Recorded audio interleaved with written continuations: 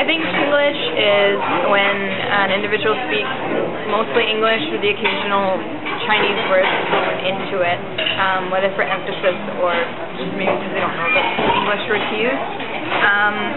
For the most part, I understand Chinglish unless it's quite, I guess for want of a better word, outlandish, mostly because I grew up with a lot of Asians in my life, and I hear it, I guess, progressively more and more often. I guess Chinglish is an identity for Chinese Canadians, but I don't necessarily think it should be. And an example of Chinglish would be aya, or la, or may, na, ma.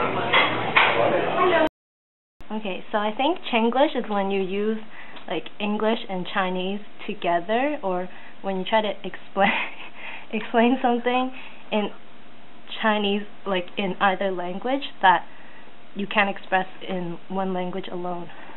And I understand Chinglish, and I do use it sometimes, more often with friends who are also Chinese. I don't actually hear it that often anymore, just because, you know, in school there aren't too many Chinese people that I can use it with, so it's usually easier to just communicate in English, but it's useful, and sometimes it's pretty funny to use Chinglish with your friends and stuff, just to joke around. And I think it is an identity for Chinese Canadians because it separates, so like you can identify with your own group, like your own ethnic group, and I guess other people wouldn't know what you're talking about. And an example of Chinglish would be don't be so 白痴啦, or like you're so 无聊, and like so 麻烦, that kind of stuff. English is not a language, it is just a chant that people mix up the languages that they know when they talk with people. For example, they will mix up the words and grammar between English and Chinese. I kind of understand Chinglish, but the meaning of the Chinglish is so broad, and we can interpret the word in many different ways. I often hear Chinglish between my friends and my sister, as they know both Chinese and English.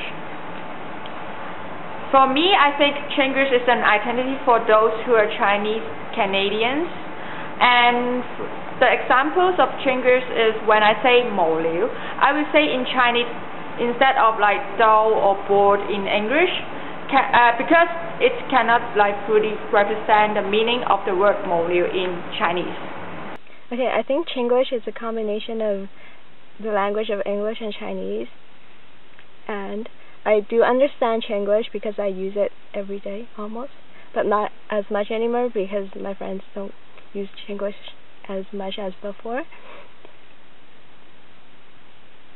Chinglish is an identity for Chinese Canadians because it serves as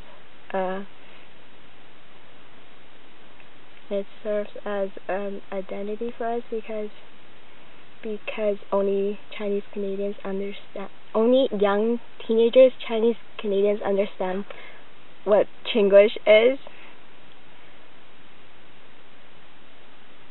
And an example of Chinglish would be Dai Lo, and it means a gangster guy. I think Chinglish is when it's a language when somebody uses Chinese words as well as English words in a sentence. And I understand Chinglish because I use it personally myself, and I often hear it at places where there's, I guess, where the majority of Chinese Canadians are.